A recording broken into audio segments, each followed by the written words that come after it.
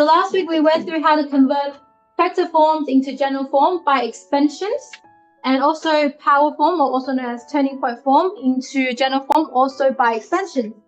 So today we are going the other way around, which is factorizations.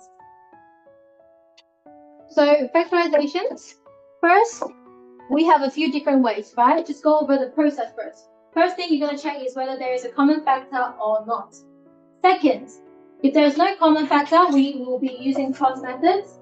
Cross method, we need to check whether it's monic or non-monic. So I'll walk you through one by one.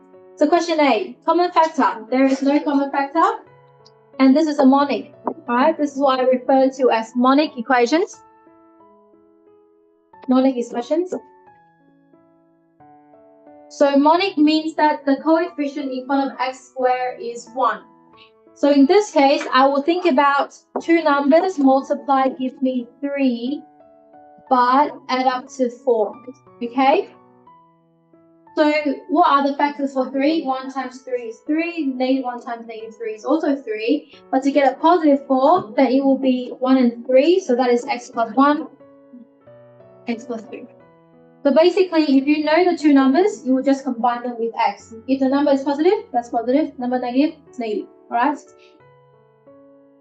感谢关注，我们下期课堂再见。记得点赞关注哦。